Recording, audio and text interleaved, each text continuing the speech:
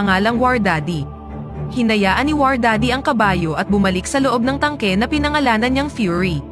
Nasa loob ang kanyang mga tropa na sina Boyd Swan, Gordo Garcia, at Grady Travis. Inaayos ni Travis ang tangke at sinisisi niya si War Daddy sa nangyari sa kanila.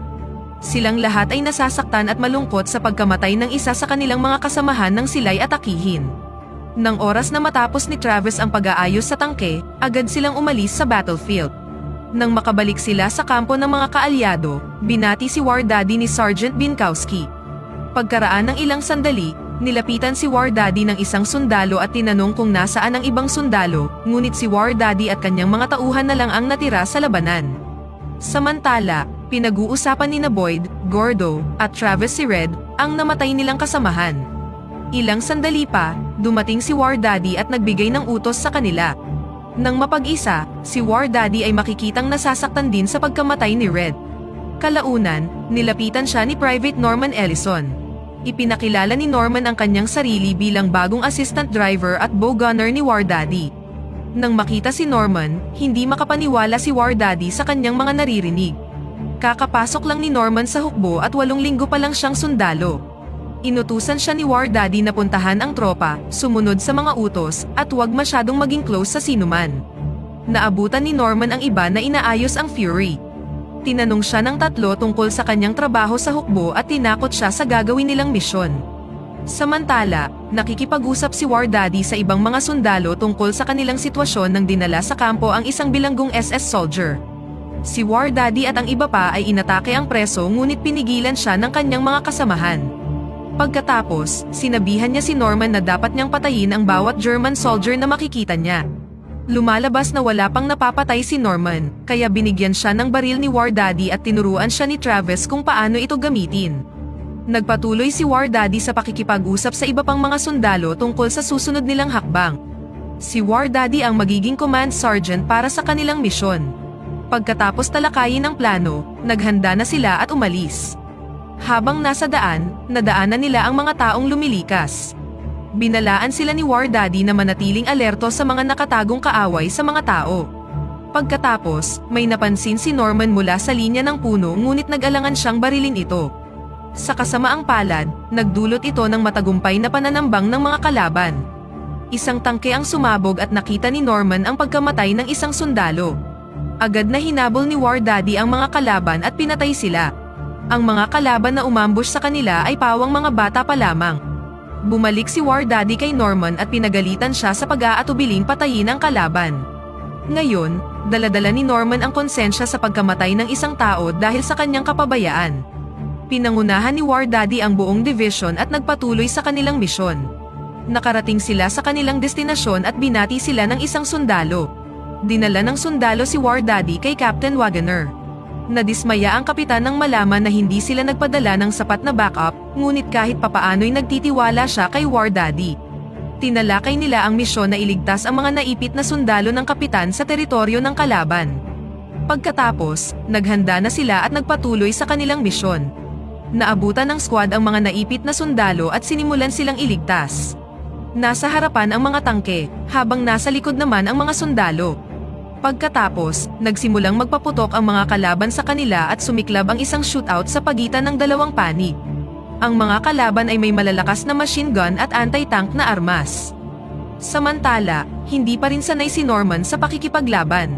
Papaputukan na sana sila ng isang sundalo at hindi siya makaganti dahil nagpapanik siya habang nagre-reload ng baril. Sa kabutihang palad, iniligtas siya ni Boyd. Pinagalitan ni Gordo si Norman, at pagkatapos ay inutusan siyang barilin ang mga kalabang nakahiga sa lupa. Hindi pumayag si Norman sa pag-aakalang patay na sila, ngunit pinilit siya ni Gordo upang siguraduhing patay na ang mga kalaban. Dahil dito, umayaw na sa pakikipaglaban si Norman. Pinagalitan siya ni War Daddy, at sinabihan siya ni Gordo na parte lang ito ng digmaan. Pagkaraan ng ilang sandali, matagumpay nilang natalo ang mga Nazi soldier. Lumapit ang isang sundalo sa isang naghihingalong lalaki at nanalangin para sa kanya. Pagkatapos, kinausap ni War Daddy si Norman tungkol sa kanyang mga pagkakamali. Lumalabas na hindi sanay sa pakikipaglaban si Norman dahil bigla lang siyang napili at ipinadala sa Germany. Pagkatapos, nahuli ng ibang mga sundalo ang isang Nazi soldier na nakasuot ng American jacket at pinaglaruan siya. Pinahinto sila ni War Daddy at inutusan si Norman na patayin ang Nazi. Nang tumanggi siya, sapilitang inilagay ni War Daddy ang revolver sa kamay ni Norman at pinilit siyang hilahin ang gatilyo. Namatay ang Nazi sa kanyang mga kamay na naging dahilan ng pagkatrauma ni Norman. Kinuha siya ni Boyd at bumalik na sila sa kanilang unit. Sinabi ng tatlo kay Norman na kahit madalas na malupit si War Daddy, siya ang pangunahing dahilan kung bakit solid ang kanilang grupo. Habang papunta sila sa kalapit na bayan, nakakita sila ng mga nakasabit na bangkay at sila ang mga German na tumangging lumaban sa digmaan. Kalaunan, nakarating sila sa bayan at ginalugad ito para sa mga nagtatagong German soldier. Nakita nila ang isang matandang lalaki at tinanong siya kung nasaan ang mga sundalo, ngunit kaagad siyang binaril nang ituro niya kung nasaan sila. Pagkatapos nito, isang matinding shootout ang naganap. Sa huli, matagumpay na nakuha ni War Daddy at ng kanyang unit ang bayan nang sumuko na ang Burgermeister. Nailigtas ang isang grupo ng mga bata at kababaihan na pinilit na lumaban sa digmaan at pinatay nila ang kanilang pinuno. Pagkatapos, ipinagdiwang ng mga sundalo ang kanilang tagumpay. Sina Gordo at Travis ay nililigawan ang isang babaeng German, dinala siya sa loob ng Fury, at alam nyo na ang sunod na nangyari. Samantala, nilapitan ni War Daddy si Norman at pinuri siya sa pagpatay sa mga kalaban. Dinala siya ni War Daddy sa isang opisinang puno ng mga patay. Habang nakikipag-usap tungkol sa mga mithiin sa digmaan, nais ipabatid ni War Daddy kay Norman ang isang bagay. Pagkalabas nila, nakita ni War Daddy ang isang babaeng nakasilip sa bintana. Siya at si Norman ay agad na tiningnan ang apartment ng babae. Doon, nakita nila si Irma at ang nakababata niyang pinsan na si Emma. Nagpa siya si War Daddy na sandaling manirahan doon. Binayaran niya si Irma ng 2 pakete ng sigarilyo para sa pagkain at mainit na tubig para makapag-ahit siya. Habang naghahanda ng pagkain ang mga babae, silang 2 kabilang na si War Daddy ay nagulat nang marinig ang pagtugtog ni Norman ng piano. Lumapit si Emma sa kanya at kumanta habang tumutugtog ang batang sundalo. Pagkatapos, hinimok ni War Daddy si Norman na dalhin si Emma sa kwarto at gawin ang kahit na anong gusto nila. Pipigilan na sana sila ni Irma, ngunit mahinahon siyang pinigilan ni War Daddy at sinabing hayaan silang mag-enjoy habang bata pa sila. Pagkaraan ng ilang sandali, kakain na sana sila nang pumasok sina Boyd, Gordo at Travis. Pinaalam nilang may isang babaeng naghihintay kay Norman sa tangke, ngunit sa sandaling makita nila si Emma, na-realize nila ang nangyari. Pagkatapos, sinimulan nila ang pananakot kay Norman at panggigipit kay Emma, ngunit pinigilan sila ni War Daddy. Humingi ng paumanhin si Gordo nang may dumating na sundalo at tinawag sila. Inutusan silang hulihin at depensahan ang isang crossroad, ngunit labis na mapanganib ang misyong ito dahil hindi nila alam kung ano ang kanilang kakaharapin. Habang naghahanda na silang umalis, isang German shell ang tumama sa bayan, sa eksaktong bahay ni na Irma at Emma. Sumugod si Norman sa dalaga, at sinundan naman siya ni Travis. Nakita niyang patay na si Emma, na higit na nagpatroma sa kanya, ngunit mas pinalakas nito ang kanyang galit para sa mga Nazi. Itinulak siya ni Travis pabalik sa tangke, ngunit tumanggi si Norman. Hinayaan siya ni Travis na makatama sa kanya upang mailabas niya ang kanyang galit at pagkatapos ay muli siyang itinulak pabalik sa tangke. Kinausap siya ni War Daddy at sinabi na ang kamatayan ay parte lang ng pagiging nasa digmaan. Habang papunta na sila sa crossroad, bigla silang tinambangan at inatake sila ng mga sundalong nakasakay sa Tiger Tank. Nahirapan ang unit na tapusin ang kalaban. Sa kasamaang palad, nagawang matalo ng kalaban si Sergeant Davis, Sergeant Binkowski, at ang kanilang mga tauhan. Ang tanking Fury na pinamumunuan ni War Daddy ay nagkaroon na ngayon ng isang standoff sa Tiger Tank. Gamit ang strategy ni War Daddy sa pag-atake, nawasak nila ang Tiger Tank at napatay ang mga kalabang sundalo. Katulad sa simula ng pelikula, si War Daddy at ang kanyang tropa na lang ang muling natira. Sinubukang ipaalam ni War Daddy sa kanyang mga superior ang nangyari ngunit hindi niya ito magawa dahil nasira ang radyo. Dahil sa hirap ng kanilang mga pinagdadaanan, tinawanan na lang ng grupo ang kanilang sitwasyon at nagpatuloy na sa misyon. Naabot ng Fury ang crossroad ngunit hindi na ito nakagalaw matapos makadaan sa isang landmine. Naputol ang tank thread at matatagalan bago ito maayos. Inutusan ni War Daddy sina Travis at Norman na tingnan ang kalapit na gusali. Sa loob ng gusali, humingi ng tawad si Travis kay Norman. Nang wala silang mahanap kundi isang patay na German soldier, agad silang bumalik sa grupo. Pagkatapos, inutusan ni War Daddy si Norman na bantayan sila mula sa mataas na lugar. Habang kumakain, may narinig si Norman at nang tumingin siya sa likod, natakot siya nang makita ang isang batalyon ng mga nagmamarchang German soldier. Agad siyang umalis upang ipaalam kay War Daddy at sa iba pa ang tungkol sa paparating na batalyon. Nang marinig ni War Daddy ang pag-awit ng mga nagmamarchang kalaban, kinilala niya ang mga ito bilang SS Squadron. Gusto nang umalis ni Boyd, ngunit nais manatili ni War Daddy. Iginiit niyang dapat nilang isagawa ang kanilang misyon, ngunit ipinaalam ni Travis na silang 5 ay walang laban sa isang batalyon ng mga German. Sa huli, pinahintulutan silang umalis ni War Daddy kung gusto talaga nila, ngunit mananatili at didepensahan niya ang Crossroad dahil ito ang kanilang misyon, at bilang pinuno ng unit, hindi niya ito maaaring basta-basta na lang talikuran. Nagpas siyang manatili si Norman, at isa-isa na ring nanatili ang iba. Tinanong nila si War Daddy tungkol sa kanyang plano, kaya inutusan niya silang kunin ang mga patay na German soldiers at sunugin ito. Ikinubli din nila ang Fury bilang isang nawasak na tangke at nagtago sila sa loob. Isinaalang-alang nila ang limitadong dami ng bala na meron sila, kaya kailangan nilang maghintay ng tamang timing para umatake. Habang inihahanda ang kanilang mga armas sa loob ng tangke, nakahanap si War Daddy ng alak at pinagsaluhan nila ang kanilang huling inumin. Hindi nagtagal, nakita ni Norman ang mga papalapit na kalaban. Pinagbigay alam niya ito sa iba, at silang lahat ay naghanda na.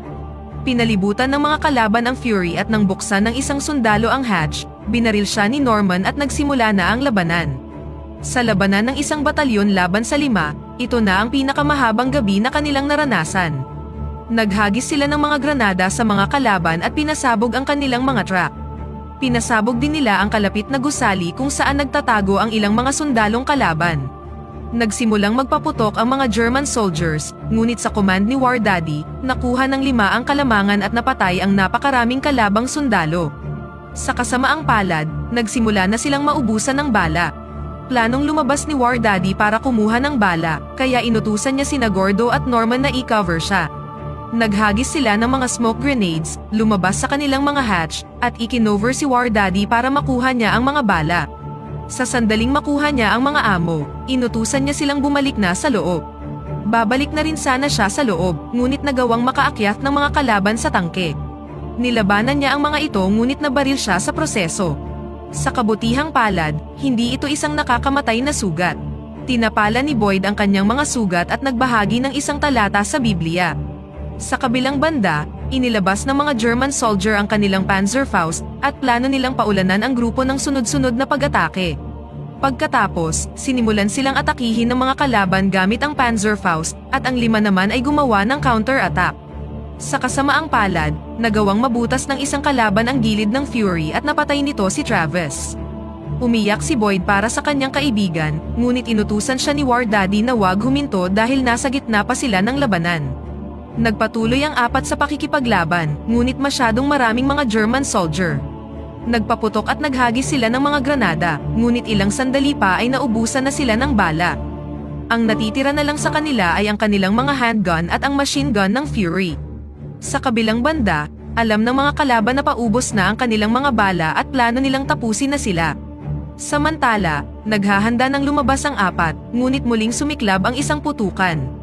Pumwesto si War Daddy sa machine gun, habang ang iba naman ay ginamit ang kanilang mga armas. Kalaunan, naubusan ng bala si Boyd at lumabas siya upang kunin ang isang baril mula sa isang patay na kalaban. Samantala, maghahagis sana ng granada si Gordo ngunit nabaril siya. Nahulog ang granada sa loob ng tangke, kaya ginamit niya ang sariling katawan upang pigilan ang pagsabog at para protektahan si War Daddy at Norman. Ngayon, 3 na lang sila laban sa mga sundalong Aleman. Sa labas, buhay pa pala ang sundalong planong pagnakawan ng baril ni Boyd at pinigilan siya nito. Malapit na sana siyang atakihin ng isa pang kalaban ngunit nagpakita si Norman at iniligtas siya. Bumalik ang dalawa sa loob ng tangke nang maghagis ng mga smoke grenades ang mga kalaban. Pagkatapos, makikita natin ang isang kalaban na may dalang sniper at nakakamouflage na unti-unting gumagapang at papalapit na sa Fury.